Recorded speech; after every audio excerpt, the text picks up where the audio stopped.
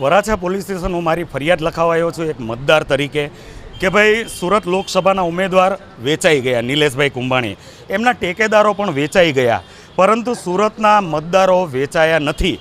આજે અમારો મતનો અધિકાર નિલેશ કુંભાણી જેવા હલકટ લોકો કઈ રીતે છીનવી શકે એના વિરુદ્ધમાં હું અત્યારે ફરિયાદ લખાવવા આવ્યો છું વરાછા પોલીસ સ્ટેશન। 19,68,000 જેટલા મતદારો છે સુરત લોકસભાના, એમનો મતાધિકાર એક નાલાયક માણસ કઈ રીતે છીનવી શકે અને એક વેચાયેલો માણસ, એક લોકશાહીનું ખૂન કરનાર માણસ કઈ રીતે અમારા મતનો અધિકાર છીનવી શકે એના વિરુદ્ધમાં અત્યારે હું હાલમાં ફરિયાદ લખાવવા આવ્યો છું।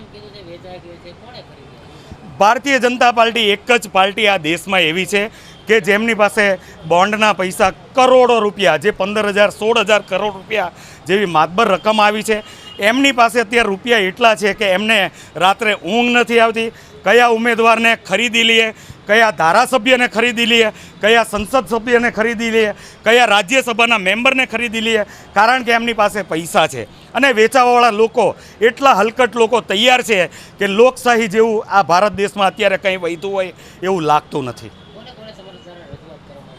અત્યારે હું પીઆઈ સાહેબને મળવા આવ્યો છું, એમને રજૂઆત કરી છે, પરંતુ એમની ચોખ્ખી વાત હતી કે ભાઈ આ ફરિયાદ તમે ઇલેક્શન કમિશનરમાં કરી શકો છો, અને એમણે જે કીધું એ પ્રમાણે એમની વાત પણ સાચી હતી। પરંતુ હું અહીંયા ફરિયાદ કરવા એટલા માટે આવ્યો છું, હું વરાછા વિસ્તારમાં રહું છું, વરાછા વિસ્તારનું પોલીસ સ્ટેશન મારા વિસ્તારનું આ લાગે છે, એટલે પ્રથમ ફરિયાદ મારે વરાછા પોલીસ સ્ટેશનમાં લખાવી હતી। એ હિસાબે અત્યારે હું હાલમાં નિલેશ કુંભાણી વિરુદ્ધ ફરિયાદ લખાવવા માટે આવ્યો છું।